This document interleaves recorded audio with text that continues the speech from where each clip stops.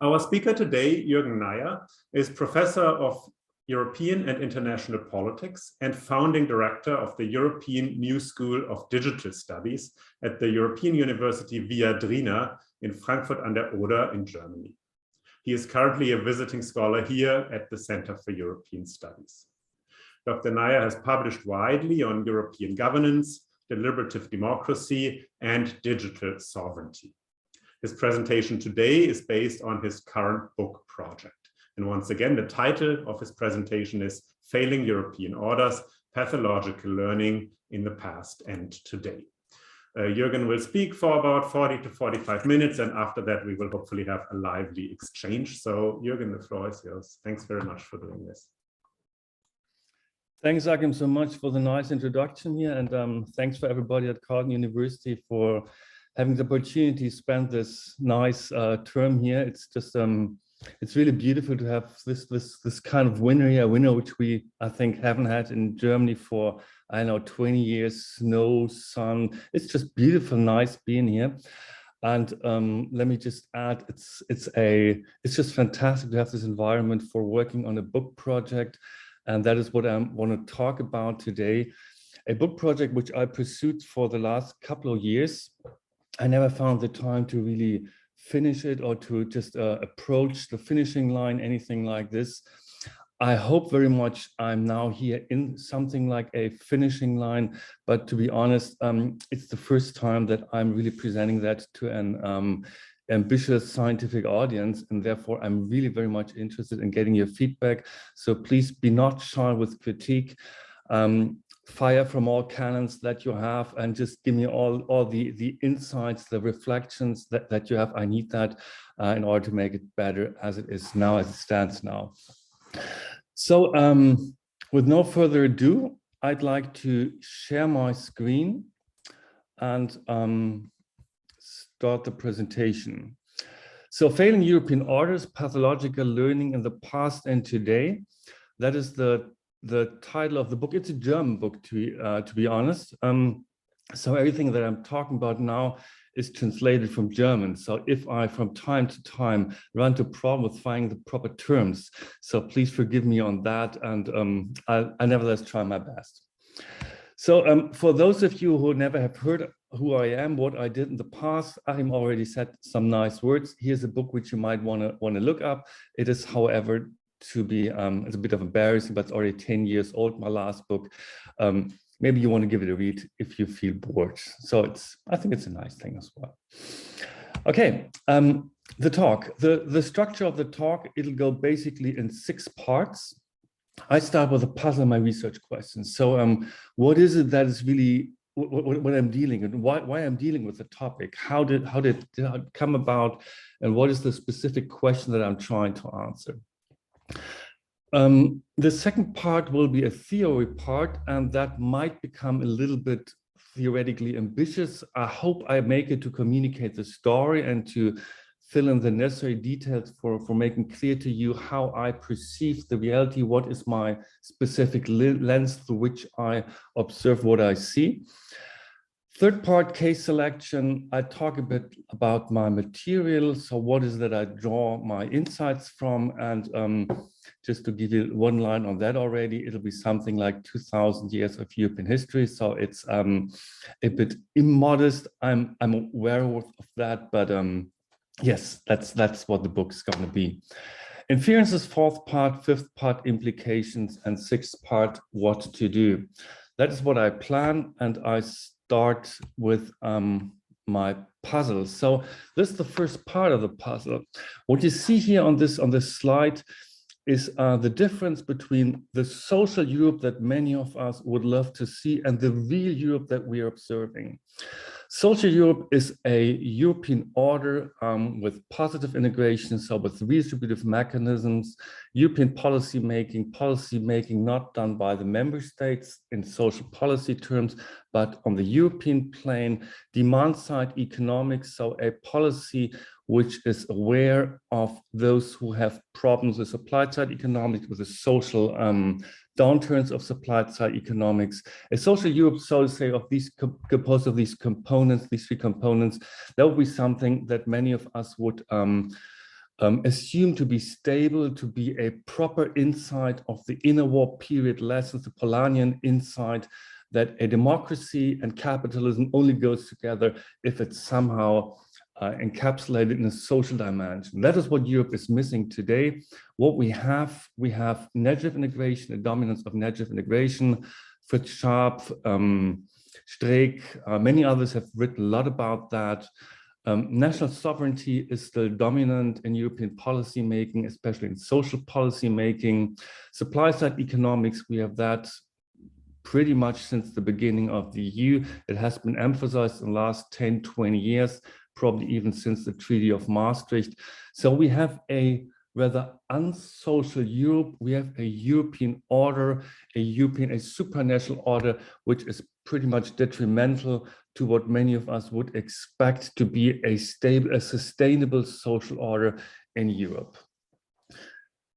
If you contrast, or if you put that in context to say questionnaires, this is a survey done by the Eurobarometer, which says how the people of Europe, how they perceive the European Union, what they think of the European Union. And I think you get pretty striking results these days. And that's not just something from this year or last year. If you go back to 2019, 18, 17, you have pretty similar picture. What is the picture? The picture here is of a sharply divided public opinion in the European Union. So if most of us would be asked the question, what would you say? Are you optimistic, fairly optimistic, or rather pessimistic about the future of you? I think most of us would probably say, well, yeah, probably somewhere in between. I don't know, it might be there's a bit pro and there's a bit con. Most of us would probably be rather undecided, but that is not Europe. Europe is not undecided. Europe on this most fundamental question is sharply polarized. It's fragmented. Most of the people are still optimistic, but we have a significant part, something like a third of the people in Europe, which are totally pessimistic about the European Union. And I think that is striking. That is something one should take serious. One should take it even more serious if you look at current data on authoritarian populism. This is data from the Timbro Authoritarian Populism Index, and it shows how authoritarian populism, right and left variants of it, how that has developed over the last 40 years. And you have a striking process. It has grown from roughly 10% to now more than 20%. If you would calculate that in the number of people, not just the median of the last elections, which has been calculated here, you have numbers which are really a little bit higher even. Right-wing authoritarianism, right-wing populism, that is the orange line here, is sharply growing. Left-wing populism, left-wing authoritarian populism is rather stagnating or slightly even decreasing.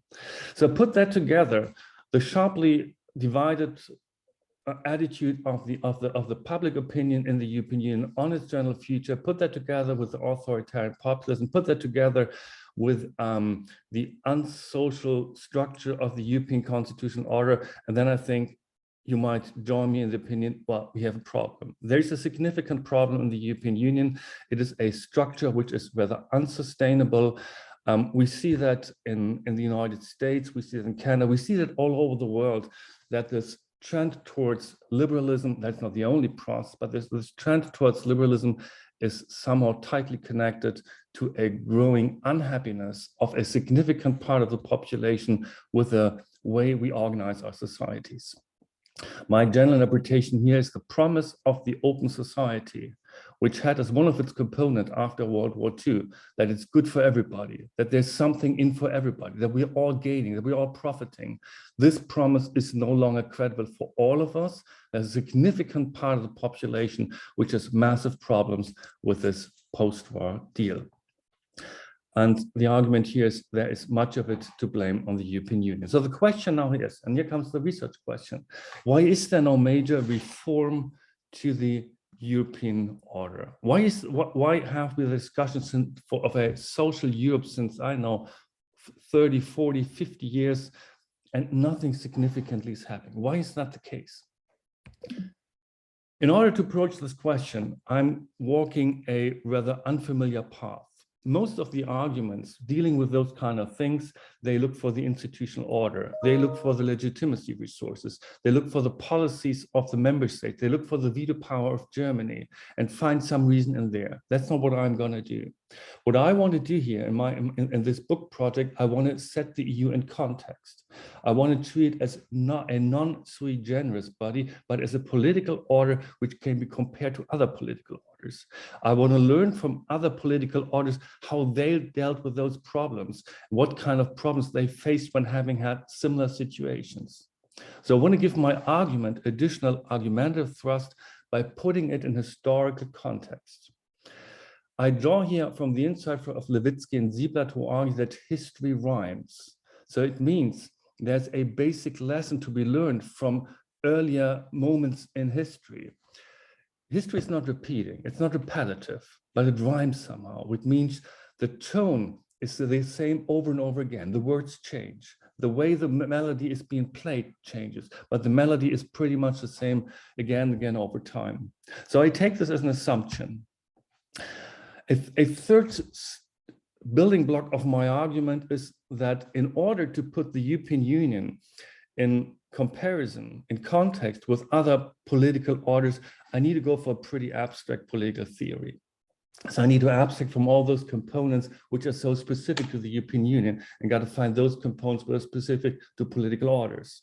And there's three specificities which I take here as starting points. First, I go with Bernhard Peters and argue that a polity can be conceptualized basically as a combination of center, periphery, and intermediaries, these three major components. Of course, a very strong abstraction from reality, but nevertheless, I think for the purpose of the argument, it makes good sense. Second assumption I put in here, politics. So the making of polity is basically about organizing communication. Here I draw from input from Karl Deutsch, Nurse of Government basically, and Jürgen Habermas, Faktizität und Geltung. Oh, that is in English, Facts and Norms, Between Facts and Norms by Habermas. Third component which I bring here, policy varies with the type of discourse. That's my own earlier work. The argument here basically is what kind of discourse we are leading, whether it's arguing, whether it's bargaining, or whether it's confrontation, has a significant effect on the type of policy that we will have in the end.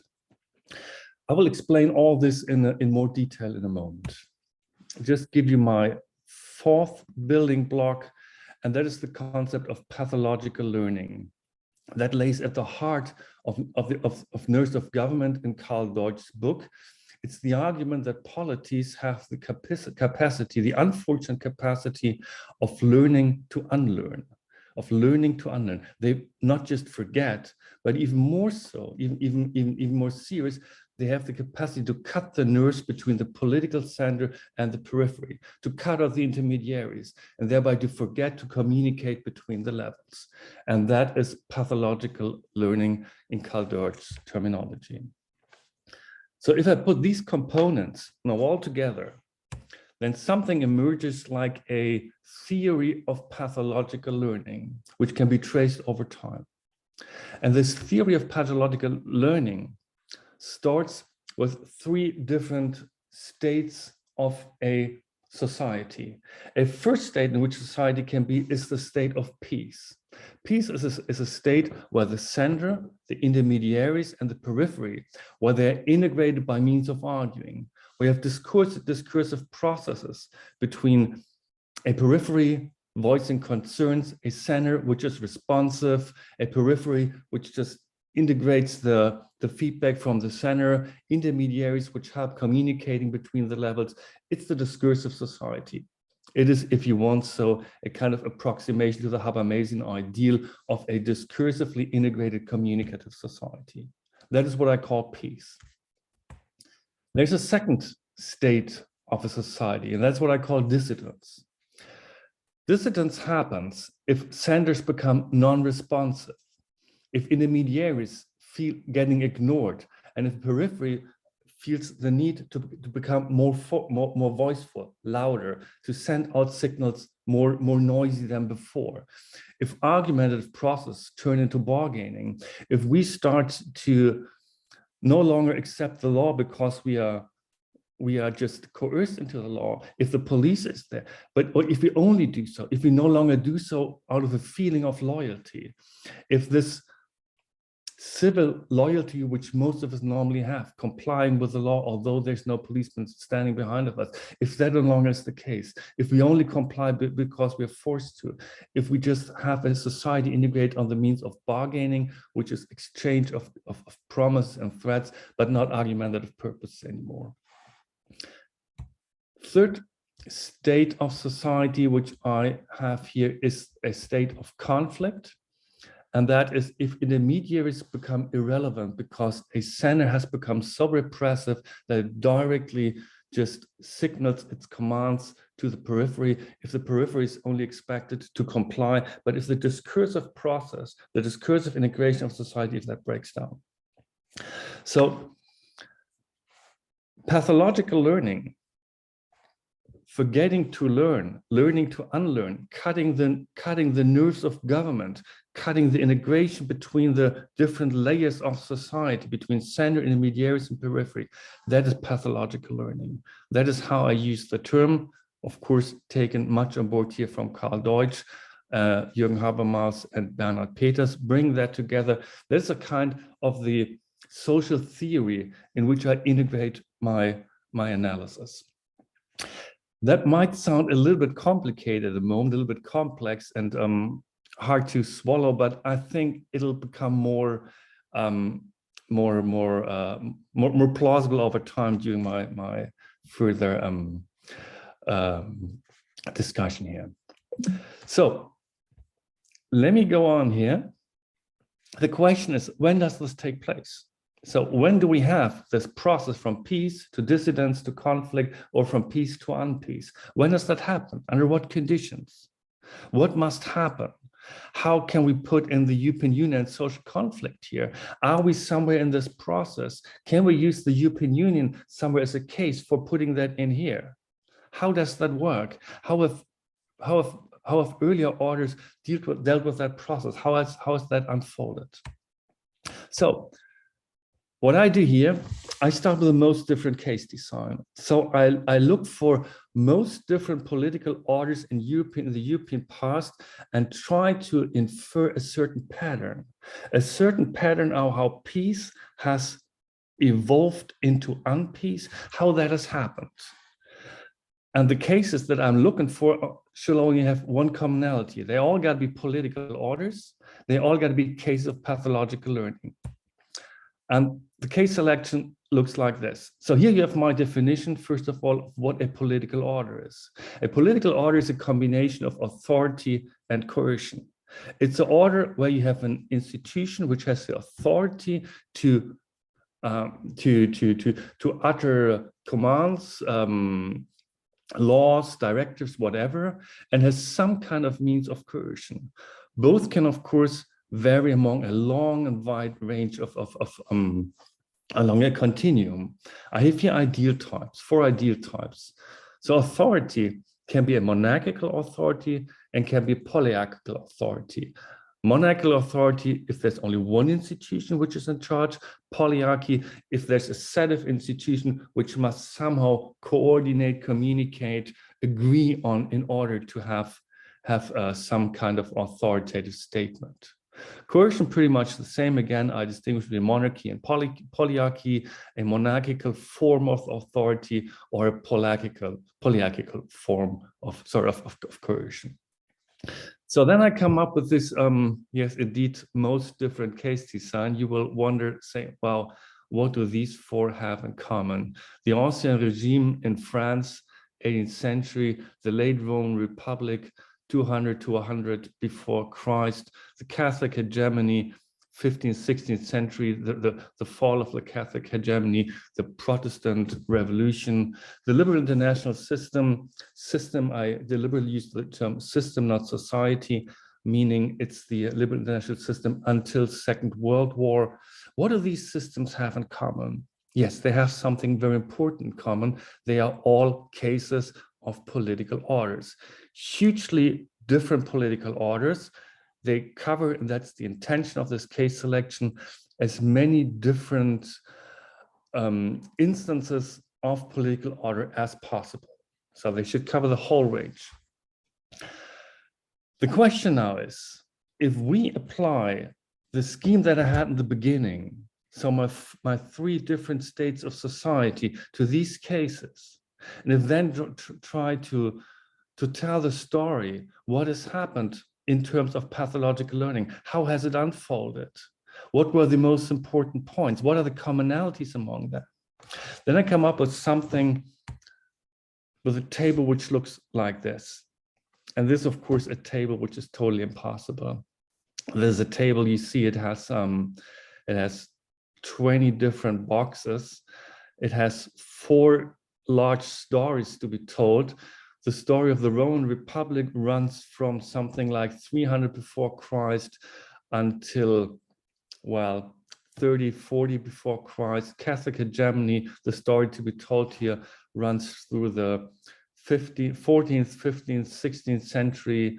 Ancien Regime, a comparatively short period of time running from the 17th to the 18th century. The international system running from something, I'd say, mid of the 19th century until the outbreak of Second World War. I can, of course, not just tell all the stories now in detail here, and I can only assume that that our basic historical or background knowledge covers the cases more or less broadly. But I'd be totally happy in the discussion to go more into detail in with telling the stories.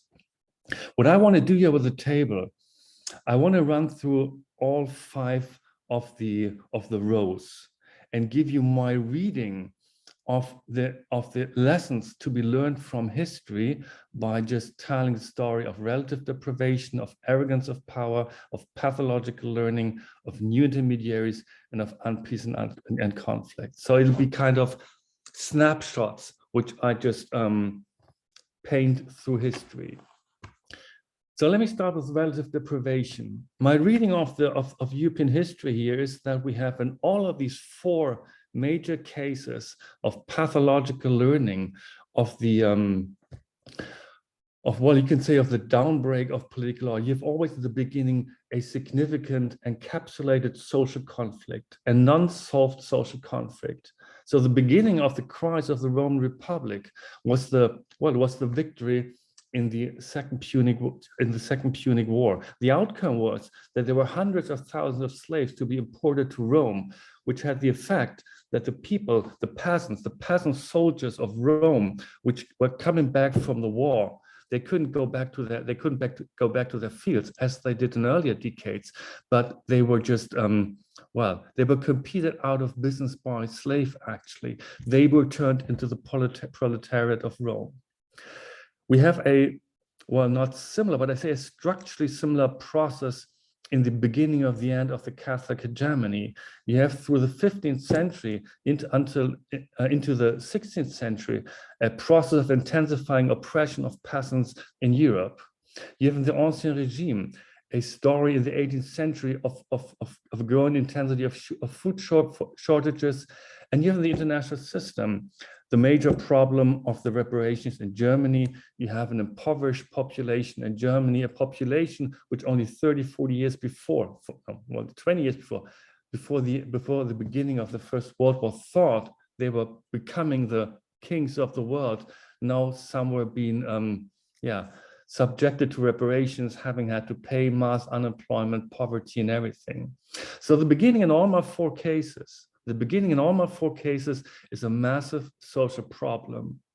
And the important thing is here, social problems are just, they are standard business in every polity. We again and again have social problems, and we expect normally our political systems to react to that.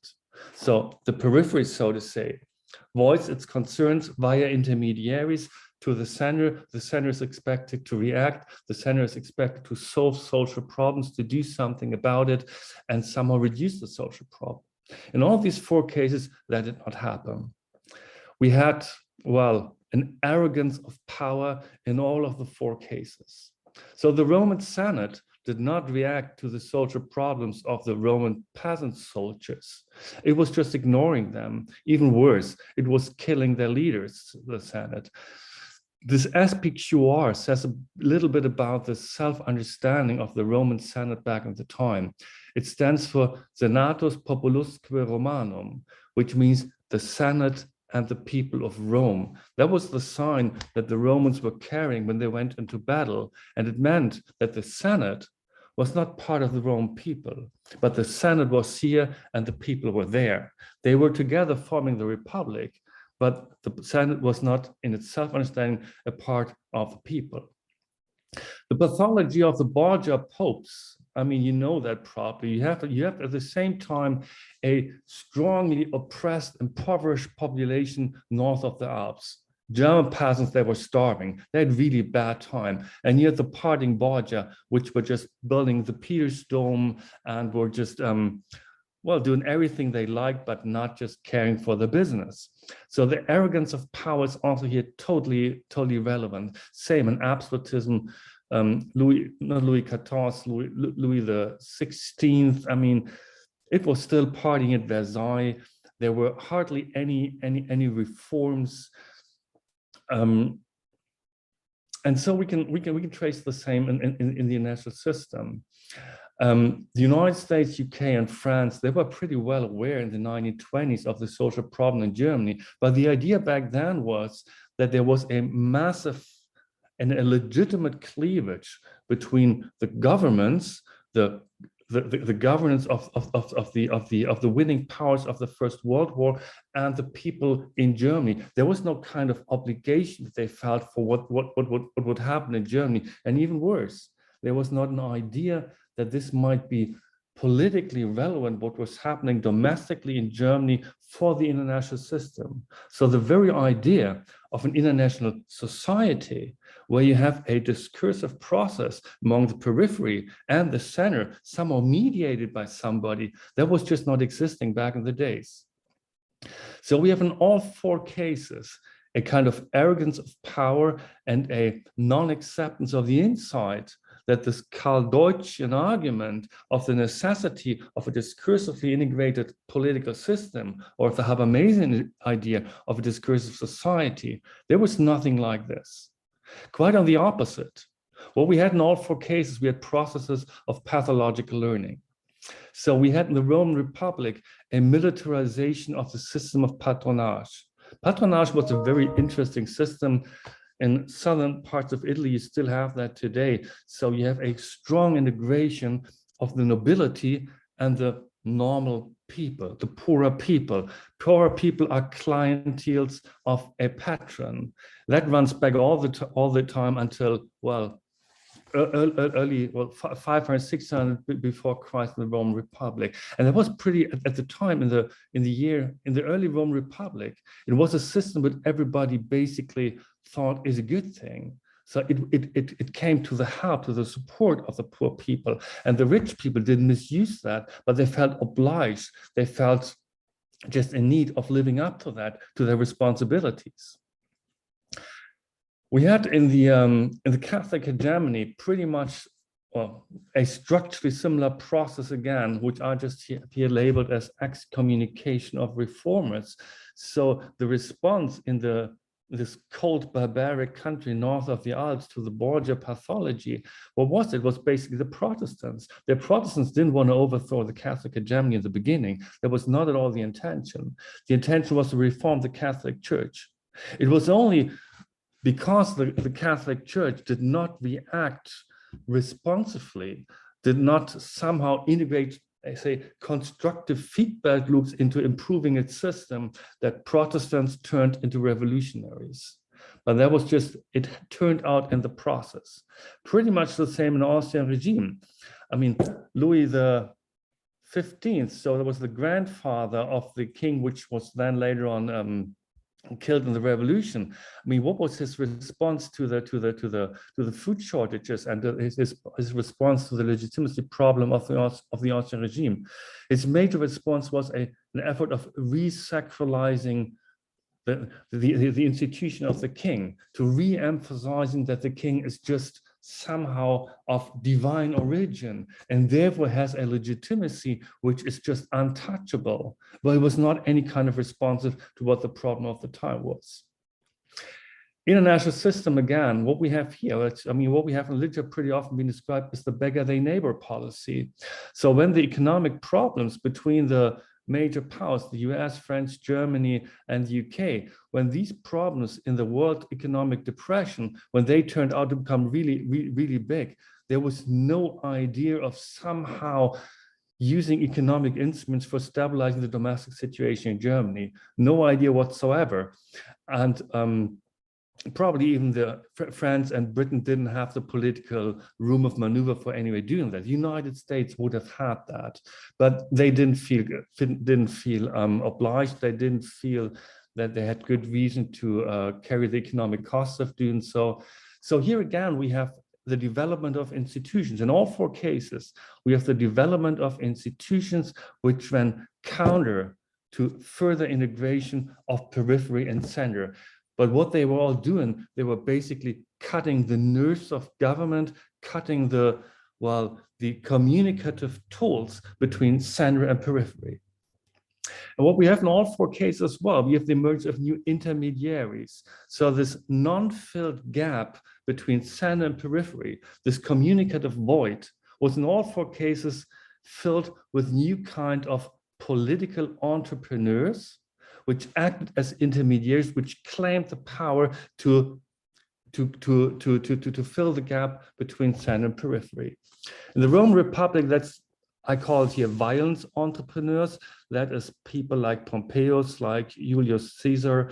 That is those who were just giving the Roman peasant soldiers a new form of income by professionalizing the army. And professionalizing the army meant that they personally paid for the soldiers. They personally paid for hundreds of thousands of soldiers. How did they do so? By conquering further countries. So you have this new phenomenon of violence entrepreneurs, those kind of imperati, which led their private armies and, well, fostered a process which made a great cleavage between the institutions of the Roman Republic on the one hand and the soldiers and the general on the other hand. And that was the beginning, what then led later to the Civil War. New intermediaries in the Catholic hegemony, yes, that was the Protestants. We had that in the early Catholic hegemony. We had the monasteries. The monasteries were extremely important for finding common ground between the organized church and the peasants, the believers on the ground. It was the monasteries who were not just doing the preaching, but who were also doing the farming, cultivation of land, teaching crafts, all that kind of stuff. These monasteries turned during the 15th and 16th century, however, more and more to private companies run by the nobility. So this idea of intermediating between center and periphery got totally lost in the 15th and early 16th century. And here the Protestants came in now. It were people like, Martin Luther and Hus and Thomas Müntzer and those who then started to become new kind of intermediaries, of course, with own political concerns. In the Ancien regime, you could argue it's the Assemblée Nationale, which started to mediate. First, it started pretty much as a bourgeois institution, then became more radical, but it was the new kind of intermediary. And here, that might be a bit more controversial, but I think what can even make the case, the fascists in Germany, they acted as the new kind of intermediaries between a majority of the German people in the early 1930s. They were voted into office by at least more than 30%. And the international system as it was represented by the winning powers of the First World War, US, UK, and France. So it was an open military revisionist agenda with which the new intermediary started. In the Ancien regime, of course, it was revolution. The first efforts, the first protests against the Ancien regime, they were not intended to do anything like a revolution. The bourgeoisie intended a kind of new coalition with the king in order to reform the state, but it turned out to become a revolution because the non-responsiveness of the political center was so strong.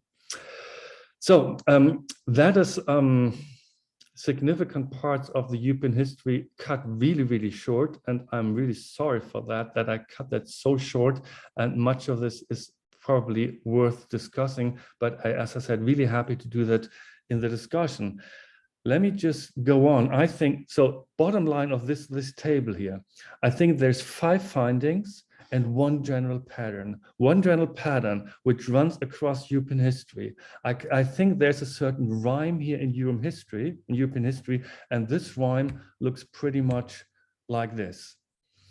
The rhyme is, in a nutshell formulated, if you have relative deprivation in the periphery, social conflict which is not solved, and you have a concentration of power in the center, if you have if you have power in the center of the political system concentrated and being so self-obsessed that there is no need to react to the social problems in the periphery, then you have a high probability, or if I put it just as an inference from my 4 cases, then you have a process of pathological learning. The power center cuts the nerves of governments. It bypasses intermediaries, which again leads to the next process, that intermediaries either become more assertive or you have new kinds of intermediaries entering the political stage, which then is the next phase to unpeace, whatever unpeace then actually in detail means. But I think this graph here puts in a nutshell a certain rhyme which can again and again and again be observed in European history. This is, of course, not the only way how political orders run into trouble. There's many, many other ways how that can happen. And also, it's not for sure that relative deprivation plus concentration of power always runs into a process of pathological learning. So here's no clear deterministic causality built in. It's not a deterministic causality. It's a pattern. It's an empirical pattern which I think that one can observe. And I think, and that makes this pattern interesting, I think this pattern is highly interesting for today. And here I come to my pre-last slide. So the EU, what about the European Union? How does the European Union relate to this pattern? What does the European history tell us when we try to understand the situation we're in the European Union? There is, of course, a European social conflict. There is something happening here. And I think the rise of right-wing authoritarianism, the fragmentation of the political discourse, all this must be taken serious. We all have the pictures in mind of January 6th as Capitol Hill was being stormed by those kind of people. And so I think this is something which must really be taken seriously. There is a European social conflict. We have a process of power concentration in the European center. There's an inner executive fusion. If you look at the European political system, the Commission is being, well, staffed by people who are nominated by the governments. The Council and the European Council, they are staffed by the heads of state and government and their ministers. So that's the most important institutions that we have. The European Parliament is rather weak. It's just, well, it's the institution which reacts to the policy initiatives formulated by the Commission. It has not even the power to be an autonomous policy agenda setter. So concentration of power in the European Union is pretty strong. It is pretty much still in the governmental system. There is significant supranational layers in the legal system, no doubt about that. But this legal system is basically designed in order to reduce the scope of majoritarian policy making. It's pretty much a system which is focused on making this intergovernmental system run. Pathological learning. Well, it might not be a surprise that the Unionsmethode, the union method, has been formulated by the Germans. It was Angela Merkel who formulated the Unionsmethode. What is that? It means actually that since something like the last 20 years, all major new policy initiatives in the European Union have been proposed not under the community method by integration with the European Parliament, but it has been intergovernmental. So the Stability Pact, the currency union, the monetary union, I mean, new foreign policy initiatives, the open method of coordination, all those kinds of instruments, it's all new intergovernmentalism. So what is in new intergovernmentalism? New intergovernmentalism is a further intensification of the process of inner executive fusion. It's furthermore going down the line of increasing the power of the executive in the European Union and thereby limiting the scope of possible political decision-making in terms of positive integration in the European Union. More assertive intermediaries, we have that in the beginning, the new authoritarian parties, they blossom all over the European Union.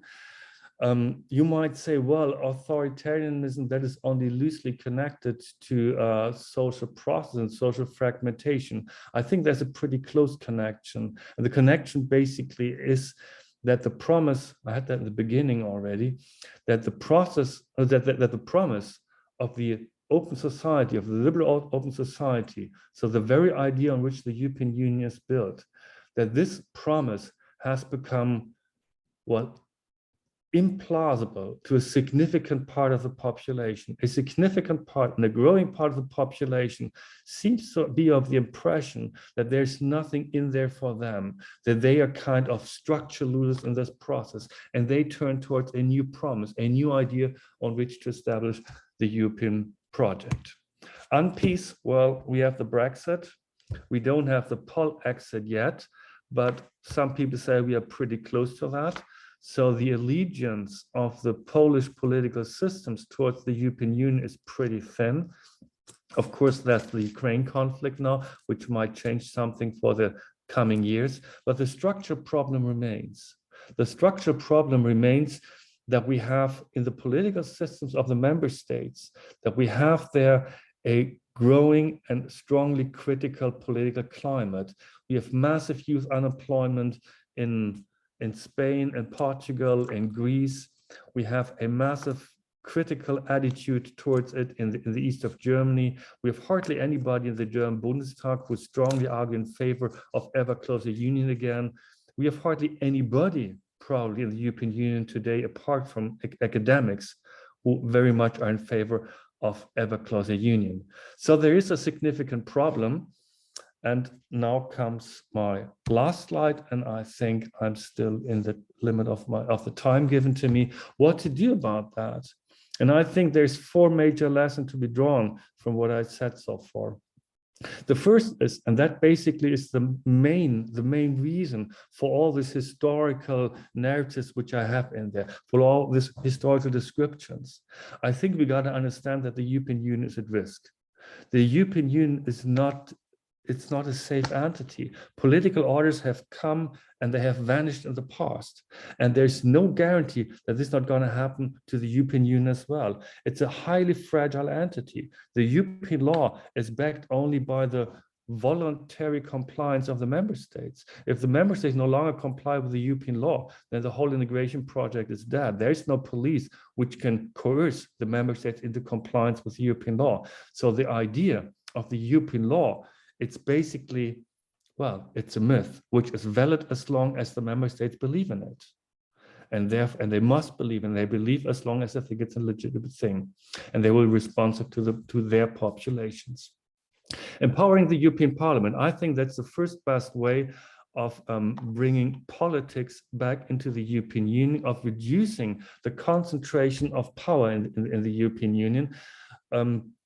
A directly elected European Parliament with a right of policy initiative, that would be a parliament which could bring in proposals to establish positive integration, redistributive components, a European unemployment insurance. I don't know what kind of mechanism, a lot of kind of mechanisms, just those kind of mechanisms which transform the European constitutional liberal order into something which is more social liberal, which would respect the lessons to be drawn from the inner war period, that markets need a social layer, a strong social layer, in order to be democratically sustainable over time. Downsizing the treaties. Third point, yes, the treaties got to be opened up for political maneuvering. As the treaties are at the moment, they are just covering so many detailed regulations, even an empowered European Parliament would have difficulty finding its way in there. And last but not least, lobbying the German government. The German government is the #1 veto power in the European Union. There is no policy or no policy change possible against the German government, not even without the German government. It's unanimity, which we have unanimity requirement for major constitutional changes, for major new policies. Therefore, we should put pressure on the German government to not just put 100 billion in the pot for increasing its military, which might be a good idea, one can discuss that, but also in increasing much more the social layer of the European Union and thereby transforming it into something which is much more sustainable in the long run. So I'm 1 minute beyond my time. Thanks for listening. I'm curious, looking forward to your comments. Thank you very much. That was quite intriguing, really interesting, and I look forward to reading the book. Maybe one question I have is, to what extent you think the European Union can actually be compared with these other regimes that you study? Because in my view, it isn't really as entrenched as they are. So I'm not sure if the European Union ever was in the state of peace that you describe here, from which you then sketch this decline. Hasn't the EU always been contested, always having to compete with obviously the power of the nation states in Europe? So to what extent can you draw this historical parallel? I think that would be one of the questions that I have. Okay, well, that is, of course, it's an important question. I think it's a crucial it's a question which is crucial to the whole endeavor. Can you compare the European Union to all these other so different kind of entities? There's much debate or much discussion, much analysis, especially from lawyers who say, well, the European Union is just sui generis. It can't compare to anything. It's just so specific. It's so much a thing on its own that well, any kind of comparison just runs wild.